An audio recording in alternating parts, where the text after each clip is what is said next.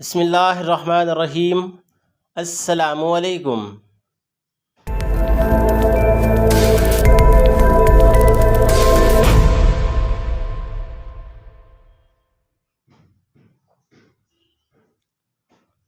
محترم ناظرین، آپ سب نے نبی کریم صلی اللہ علیہ وآلہ وسلم کے طائف کے سفر کے واقعات ضرور سن رکھے ہوں گے، مگر جس انداز میں آج میں بیان کرنے جا رہا ہوں یقیناً یہ آپ پہلی دفعہ سنیں گے۔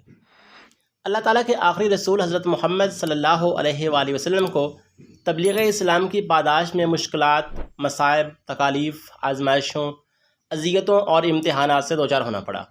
مکہ میں جان لیوا مظالم، صحابہ کی مظلومانہ بے بسی اور حبشہ کی ہجرت، شیب ابی طالب کا 3 سالہ محاصرہ و مقاطعہ، قریشیوں کے ستم کا نہ ختم ہونے والا سلسلہ، یہاں تک کہ ابو لہب اور عقبہ بن ابی معیط کے حکم پر آپ کے سر مبارک پر غلاظتیں انڈیلی گئیں۔ انہی دشمنان اسلام کے کہنے پر آپ کے راستے میں کانٹے بچھائے گئے۔ انہی کے اشارے پر کاشانہ نبوی میں برتنوں کو خراب کیا گیا، پکتی ہوئی ہنڈیا کو اندھا دیا گیا۔ آپ صلی اللہ علیہ وآلہ وسلم کے جسم مبارک پر اونٹوں کے اوج ڈالے گئے۔ گرد و غبار سے جسم اور لباس مبارک آلودہ کرنے کی بے بیکانہ جرت بھی کی گئی۔ آپ صلی اللہ علیہ وآلہ وسلم کی حالت دیکھ کر سیدہ فاطمہ الزہرا سلام اللہ علیہا اداس اور پریشان ہو جاتی تو آپ فرماتے، اے بیٹی دلگیر نہ ہو، تیرے باپ کا اللہ خود محافظ ہے۔ گویا ظلم و ستم، اذیت، تکلیف، ذہنی کوفت اور جسمانی تشدد جیسا وحشیانہ اور غیر انسانی برتاؤ آپ سے بڑھتا گیا، لیکن اس سب کچھ کے باوجود آپ کے صبر و تحمل، عفو و درگزر، ضبط و برداشت اور استقلال میں ذرا برابر کمی نہیں آئی، اور آج تک تاریخ کا ورق آپ کے رحم و کرم، عزیمت، ثابت قدمی اور فراخی حوصلہ کی داستانیں سنا رہا ہے۔ جب مکہ کا بچہ دشمنی کرنے سے نہ بچا تو آپ نے مکہ سے باہر کی طرف نظر دوڑائی اور طائف کے سفر کا ارادہ فرمایا۔ طائف مکہ سے تقریباً 40 میل کے فاصلے پر ایک خوبصورت وادی، زرخیز باغات اور پہاڑوں سے مزین علاقہ ہے۔ مکہ کے سرداروں نے یہاں کوٹھیاں بنا رکھی تھیں۔ قبیلہ ثقیف یہاں آباد تھا۔ یہ عرب کا طاقتور قبیلہ تھا۔ قریش کی ان سے رشتہ داریاں بھی تھیں۔ یہاں 3 بھائی عبد یالیل، مسعود اور حبیب اس قبیلے کے سردار تھے۔ بعثت نبوی کا 10واں سال شوال المکرم کا مہینہ تھا۔ آپ صلی اللہ علیہ وآلہ وسلم فریضہ تبلیغ کے لیے غالباً پیدل یہاں پہنچے۔ آپ کے ہمراہ حضرت زید بن حارثہ رضی اللہ تعالیٰ عنہ تھے۔ 10 دن یہاں قیام فرمایا، عوام و خاص کے سامنے دین اسلام پیش کیا، معززین علاقہ کے مکانوں پر تشریف لے گئے اور انہیں دعوت اسلام دی، لیکن سب نے بے رخی کا مظاہرہ کیا۔ آخرکار آپ صلی اللہ علیہ وآلہ وسلم یہاں کے سرداروں کے پاس تشریف لے گئے اور ان کے سامنے اپنے آنے کا مقصد واضح فرمایا، لیکن ان بدقسمتوں کی بد نصیبی تو دیکھیے کہ انہوں نے آپ صلی اللہ علیہ وآلہ وسلم کی دعوت کو نہ صرف ٹھکرایا بلکہ گستاخانہ رویہ اپناتے ہوئے آپ کا مذاق اڑایا۔ ایک نے طنز کا نشتہ چبوتے ہوئے کہا، اگر خدا تعالیٰ نے تجھے رسول بنا کر بھیجا ہے تو وہ خانہ کعبہ کی عزت پامال کر رہا ہے۔ دوسرے نے پھپتی کستے ہوئے کہا، اللہ کو تیرے علاوہ اور کوئی نہیں ملے نبوت کے لیے۔ تیسرے نے آوازہ کستے ہوئے کہا، اللہ کی قسم میں تیرے ساتھ بات نہیں کرتا۔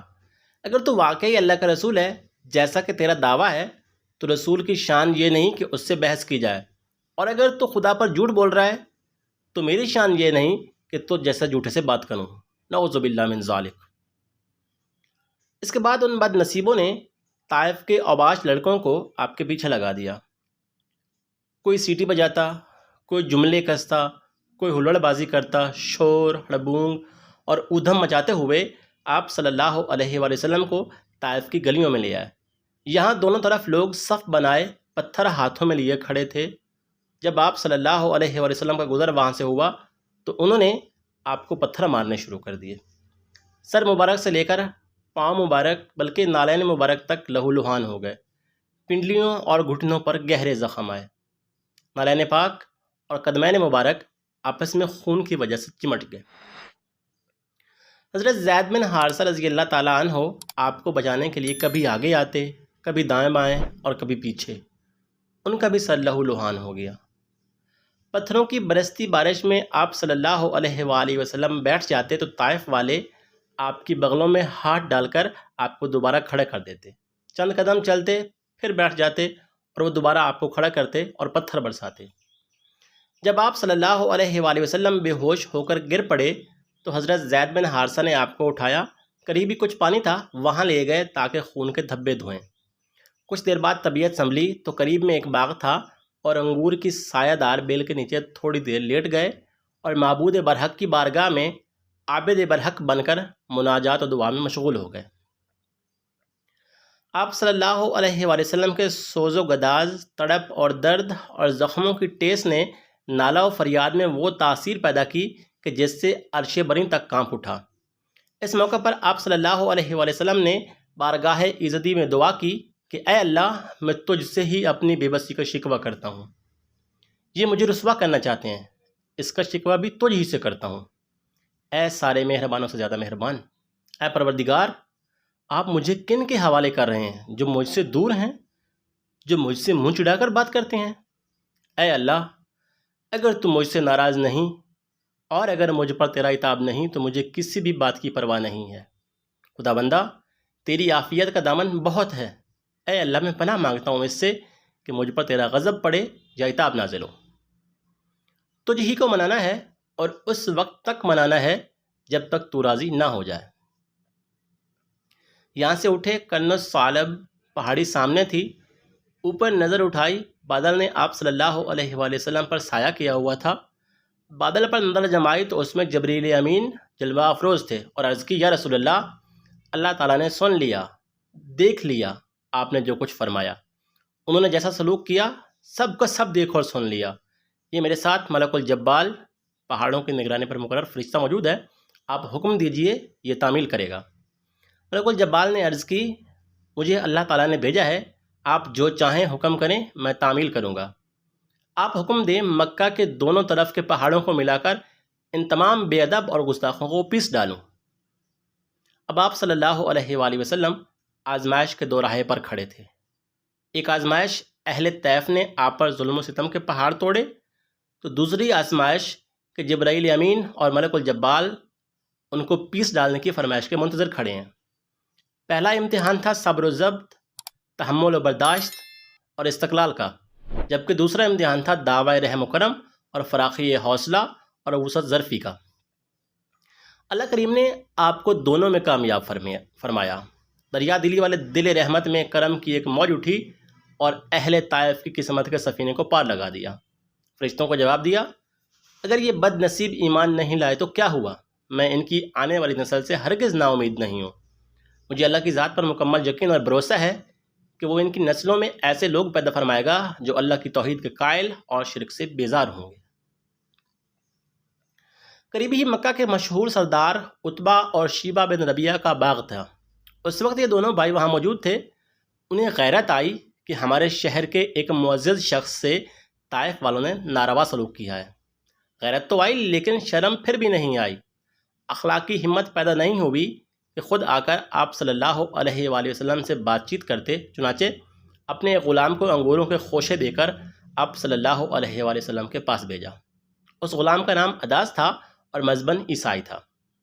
وہ آپ کے پاس آیا، انگور پیش کیے، آپ صلی اللہ علیہ وآلہ وسلم نے انگور کھانے کے لیے ہاتھ بڑھایا تو زبان مبارک پر بسم اللہ الرحمن الرحیم جاری ہو گیا۔ اداس کہنے لگا، یہاں کے لوگ تو رحمان الرحیم نہیں کہتے۔ آپ صلی اللہ علیہ وآلہ وسلم نے فرمایا، تم کہاں کے رہنے والے ہو؟ اس نے جواب دیا کہ نینوا۔ آپ صلی اللہ علیہ وآلہ وسلم نے فرمایا، وہی نینوا جو میرے بھائی یونس کا وطن تھا؟ وہ حیرت زدہ ہو کر پوچھنے لگا کہ آپ یونس علیہ السلام کو کیسے جانتے ہیں؟ آپ صلی اللہ علیہ وآلہ وسلم نے جواب دیا، میرے اور ان کے درمیان نبوت کا رشتہ ہے، وہ بھی اللہ کے نبی تھے اور میں بھی اللہ کا بھیجا ہوا نبی ہوں۔ اداس یہ بات سن کر اسی وقت مسلمان ہو گیا اور اس کے قبول اسلام نے آپ صلی اللہ علیہ وآلہ وسلم کے زخموں پر مرہم کا کام کیا۔ طائف سے واپسی پر جنات کی ایک جماعت نے بھی اسلام قبول کیا۔